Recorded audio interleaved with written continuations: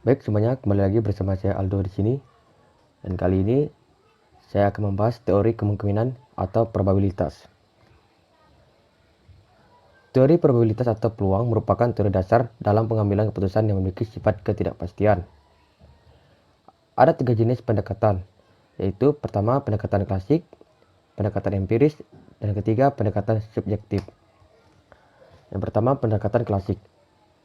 Pendekatan klasik ini, apabila suatu peristiwa atau event dapat terjadi sebanyak H dari sejumlah N kejadian yang mempunyai kemungkinan sama untuk terjadi, maka probabilitas peristiwa E atau P dalam kurung E dapat dirumuskan yaitu P dalam kurung E sama dengan H dibagi N.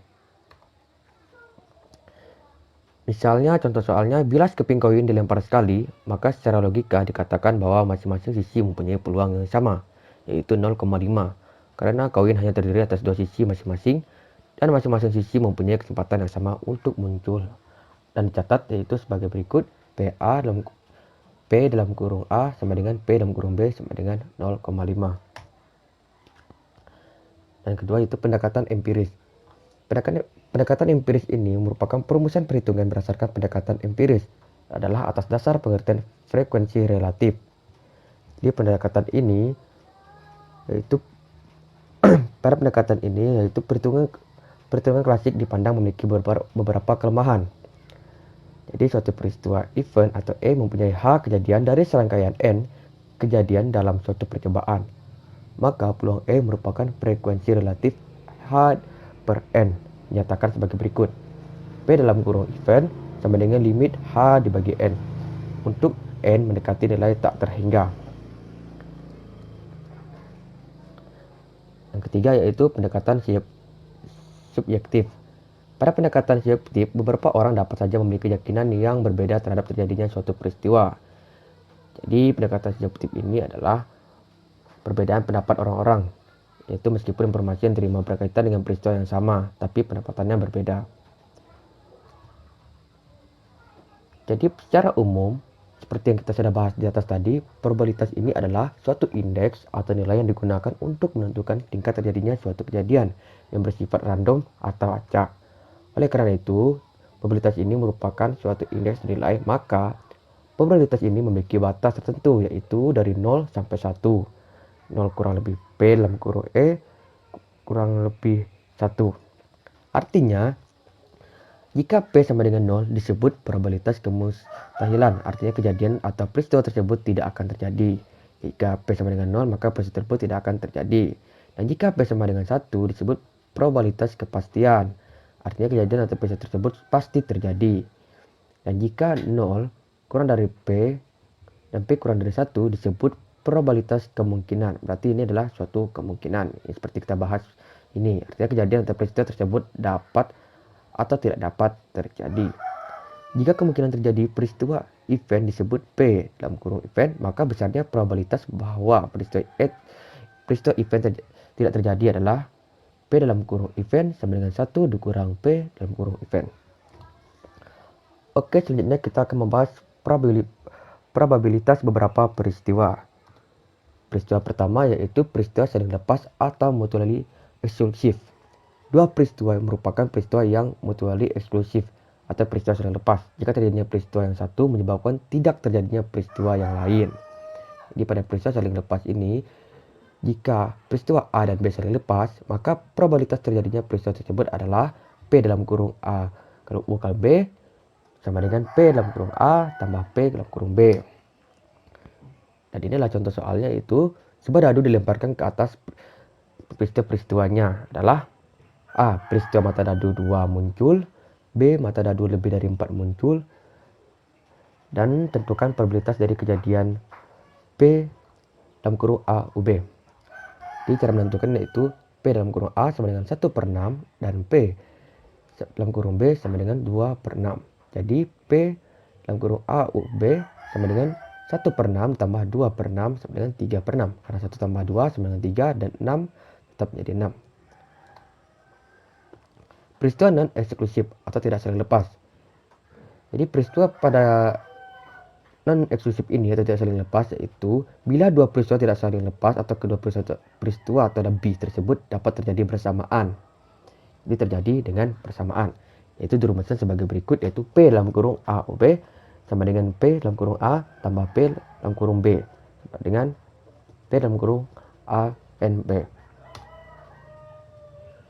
Contoh tumpuk kartu break yang akan diambil salah satu kartu. Berapa probabilitasnya dalam sekali pengambilan tersebut akan diperoleh kartu S dan kartu diamond. Misalkan A sama dengan kartu S dan D itu adalah kartu diamond. Maka pada contoh soal pengerjaannya itu yaitu P dalam kurung A U D sama dengan P dalam kurung R tambah P dalam kurung D dikurang P dalam kurung A N D. Dan dimasukkan ke dalam rumus dia menjadi 4 sama dengan 4 per 4 per 52 ditambah 13 per 52 dikurang 1 per 52 hingga hasilnya menjadi 16 per 52. Jika terdapat 3 peristiwa yaitu dirumuskan sebagai berikut. Jadi ini rumusnya. Selanjutnya yaitu peristiwa independen atau bebas. Pada peristiwa ini terjadi atau tidak terjadi tidak mempengaruhi dan tidak dipengaruhi peristiwa lainnya. Jadi pada peristiwa ini itu bebas, tidak terpengaruh dari apapun. Dan apabila A dan B dua peristiwa yang independen atau A dan B ini merupakan peristiwa yang bebas, maka probabilitas bahwa keduanya akan terjadi bersama-sama dirumuskan sebagai berikut, yaitu P dalam kurung A N B sama dengan P dalam kurung A dikali P dalam kurung B. Dari 100, ini adalah contoh soalnya, yaitu dari 100 barang yang diperiksa terdapat 30 barang rusak. Berapa probabilitasnya dalam A 3 kali pengambilan terdapat rusak 1, B 4 kali pengambilan mendapat bagus 1. Misalkan A adalah bagus, B sama dengan rusak. Maka rumusnya yaitu P dalam kurung A sama dengan 0,70, P dalam kurung B sama dengan 0,30. Jadi soalnya K kadar 3 1 sama dengan 3. Dengan rumusnya yaitu ini dan dimasukkan pada rumus 0,70 kali 0,70 kali 0,30 atau 0,70 kali 0,30 atau dikali 0,70. Bisa juga 0,30 kali 0,70 kali 0,70. Dan jika dijumlahkan maka hasilnya menjadi 0,441. Ini persamaannya juga seperti ini. Selanjutnya peristiwa dependen atau bersyarat. Terjadi jika peristiwa satu mempengaruhi atau merupakan syarat terjadinya peristiwa yang lain. Ini merupakan peristiwa bersyarat. Jadi probabilitas bahwa B akan terjadi bila diketahui bahwa A telah terjadi. Maka rumusnya ditulis sebagai berikut, yaitu P dalam kurung B per A. Dengan demikian probabilitas bahwa A dan B akan terjadi dirumuskan sebagai berikut, yaitu P dalam kurung A N B sama dengan P dalam kurung A dikali P dalam kurung B per A. Dan yang bersyarat selanjutnya yaitu sedang probabilitas A akan terjadi jika diketahui bahwa B telah terjadi. Ini adalah yang kebalikannya. Maka maka dirumuskan sebagai berikut, yaitu P dalam kurung A per B. Dengan demikian probabilitas bahwa B dan A akan terjadi dirumuskan sebagai berikut, P dalam kurung A N B sama dengan P dalam kurung B dikali P dalam kurung A per B. Contoh soalnya yaitu 2 buah tas berisi sejumlah bola. Tas pertama berisi 4 buah bola putih dan 2 buah bola hitam.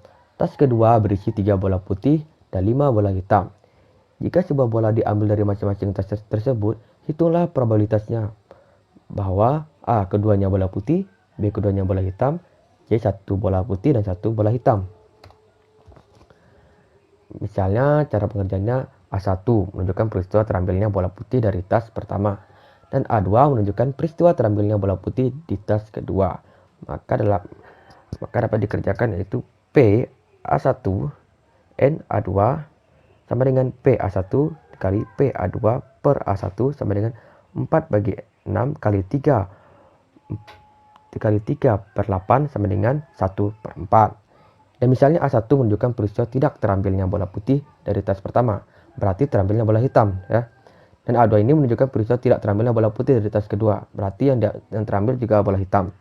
Maka dirumuskan yaitu P A1 N A2 dalam kurung sama dengan P dalam kurung A1 kali P dalam kurung A2 per A1 sama dengan 2 per 6 kali 5 per 8 sama dengan 10 per 48 sama dengan 5 per 24. Jadi probabilitas yang dimaksud adalah P dalam kurung A1 N B2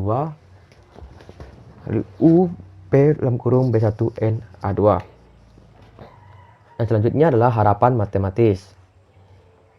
Jadi jika P1, P2 sampai seterusnya ke P3 merupakan probabilitas terjadinya peristiwa, maka E1, E2 titik-titik sampai ke EK, dan andaikan F1, F2 titik-titik FK adalah nilai yang diperoleh jika masing-masing peristiwa di atas terjadi, maka harapan matematis untuk memperoleh sejumlah nilai adalah E dalam kurung V sama dengan P1 V1 tambah P2 V2 tambah titik-titik PK VK. Contohnya itu misalnya dalam satu permainan berhadiah, pihak penyelenggara akan membayar Rp180.000. Apabila pemain mendapat kartu S dan akan membayar Rp100.000 apabila mendapatkan kartu King dari setumpuk kartu break yang berisi 52 kartu. Bila tidak mendapatkan kartu S dan kartu King, pemain harus membayar Rp45.000. Berapa harapan matematis pemain tersebut? Jawab yaitu dengan dimasukkan ke rumus tadi. E dalam kurung V sama dengan Rp180.000 dalam kurung 4 per 52 ditambah Rp100.000 dalam kurung 4 per 52 dikurang Rp45.000 dalam kurung 44 per 52. Sehingga ini jumlah terlebih dahulu dan hasilnya menjadi Rp16.538,46 dan hasilnya menjadi Rp16.500. Baik, sekian dari video saya. Jika mungkin ada kata-kata saya yang kurang dipahami, saya mohon maaf.